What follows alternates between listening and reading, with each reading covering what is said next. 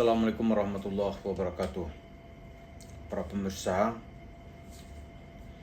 ini sekarang sedang hangat dibicarakan apakah kebijakan pemerintah akan mensahkan draft undang-undang tentang perampasan aset.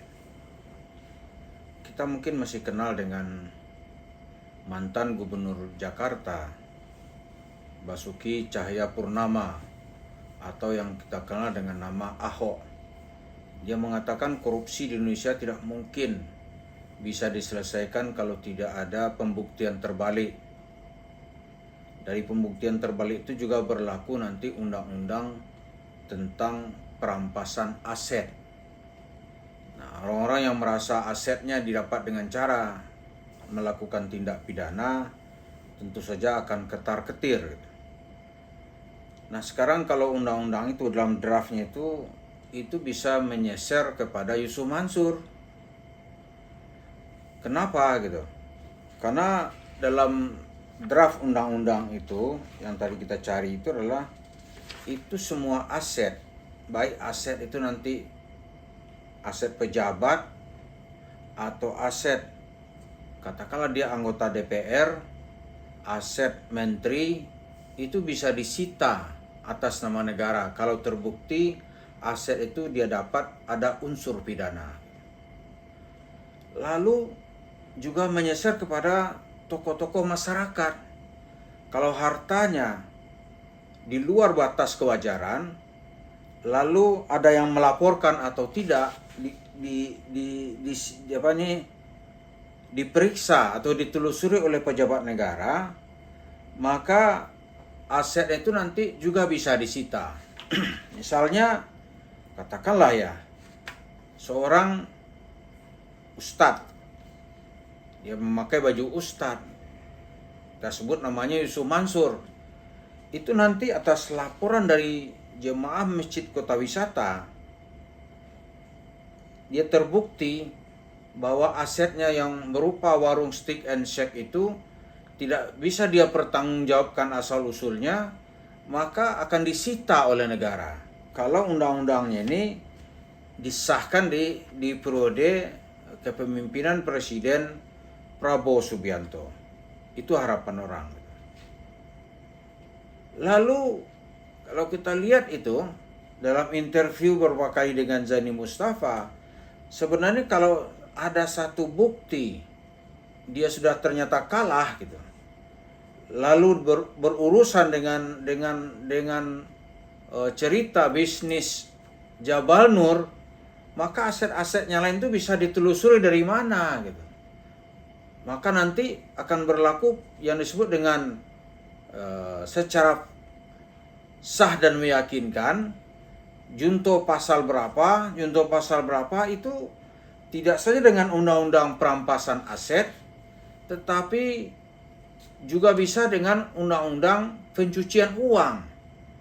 Maka cerita Yusuf Mansur itu bisa akan tamat. Karena itu Yusuf Mansur dia agak ketar-ketir sebenarnya sekarang ini. Dia mengaku duitnya nggak banyak, orang tahu semua dia punya duit banyak. Tapi kalau dia mengaku punya duit banyak seperti yang sudah-sudah dia bangga-banggain, itu dia di bawah sorotan petugas yang sewaktu-waktu nanti tinggal menyita. Ya kan? Kita lihat misalnya nih, Yusuf Mansur tuh banyak yang sudah mempelajarinya secara detail. Terakhir itu sebuah media massa, wartawan itu sudah meneliti secara detail, termasuk aset-asetnya, bagaimana cara dia mendapatkannya gitu. Hanya menunggu waktu yang tepat katanya, itu akan dipublikasikan. Karena itu Yusuf Mansur ketar-ketir dia itu. Bisa-bisa dia tuh mencret gitu.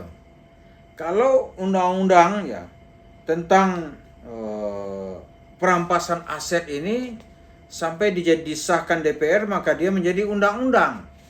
Sebenarnya draftnya itu sudah lama sekali. Itu jumlahnya ini hampir 48 halaman gitu. Sebagai draft undang-undang tentang penyitaan aset. Lalu kalau bisa dibuktikan dia kalah di pengadilan negeri, warung stik itu nanti akan menjadi efek berantai, yang mana satu dengan lain nanti akan saling terkait. Maka nggak ada cerita di saat itu dia bisa lari. Yang sekarang yang kita tunggu kapan dia bisa kalah gitu. Kemarin itu di Pengadilan Negeri Jakarta Selatan sebenarnya Yusuf Mansur sudah gemetaran. Pilihan yang terakhir adalah menggugat menggunakan bahwa kasus ini cacat hukum secara formil, tapi bukan cacat secara faktual. Bedanya apa? Kalau diperiksa kasusnya kasusnya terbukti. Cuma kemudian dipakai acara formil yang bersifat administratif. Bahwa pengadilan negeri tidak berhak menyidangkan kasus ini, yang berhak menyidangkannya adalah pengadilan agama. Itu aja yang dipakai gitu.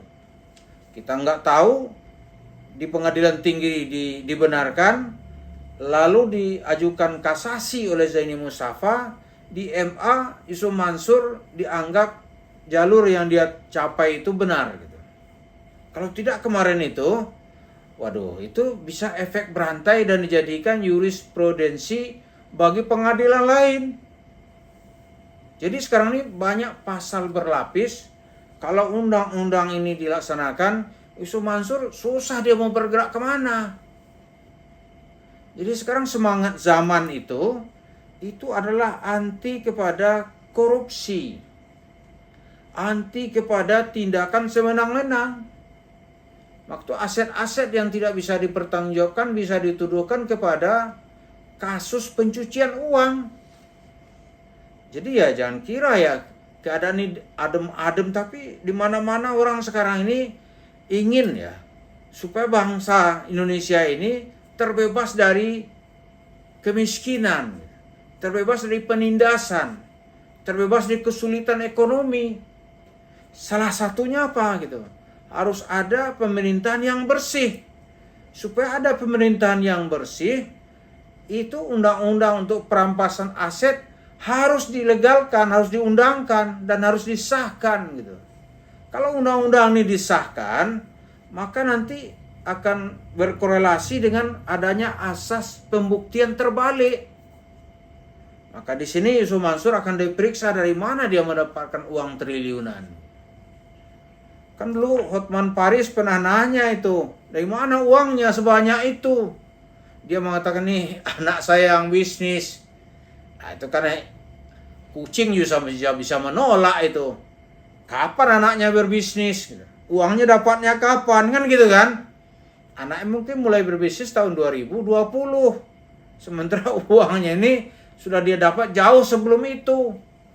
Itu bisnis apa gitu. Cuma nampaknya Hotman Paris nggak mengejar lebih jauh gitu. Dia nggak mengejar lebih jauh. Karena memang posisi dia saat itu bukan sebagai penyidik, bukan juga sebagai jaksa, dan bukan juga para pihak yang berlawanan dengan Yusuf Mansur. Jadi dia diam aja. Kalau kita yang periksa itu, ditanya itu bisa mencret itu. Jadi Yusuf Mansur nggak bisa dia cerita, ini aset warung steak and shake ini saya dapat dengan benar. Itu benar menurut Anda? Benar nggak menurut hukum gitu? Ini jumlahnya ratusan dari mana? Itu nanti yang bangunan malaikat. Kan nggak bisa diterima yang itu begituan itu. Tanahnya dikasih malaikat, padahal tanahnya dia dapat dari cerita apa ini? Cerita Yahanu kan? Mau beli Indonesia, darah dan keringat TKW yang dikumpulkan, yang diperas gitu. Nanti itu akan ada cerita akhirnya. Karena kita percaya Allah itu adalah hakim yang paling adil. Dan di dunia ini bisa ditegakkan dengan cerita keadilan. Karena itu Ibnu Taimiyah pernah mengatakan, Allah itu akan membela sebuah sistem bi'adlihi, dengan keadilannya. Walaupun sistem itu nanti ditegakkan oleh orang-orang yang non-muslim. Tapi non-muslim atau pelaku dosa. Tapi Allah tidak akan membela sebuah sistem yang zalim. Walaupun sistem itu nanti ditegakkan, orang kerja seakan-akan berdoa terus. Allah, Allah, Allah. Tapi zalim, Tuhan akan membela. Jadi kita tunggu aja, nanti sebentar lagi akan datang orang-orang yang ingin menegakkan keadilan. Maka Yusuf Mansur termasuk target yang hartanya akan disita. Kita doakan saja itu akan terjadi dalam waktu yang tidak terlalu lama. Terima kasih. Assalamualaikum warahmatullahi wabarakatuh.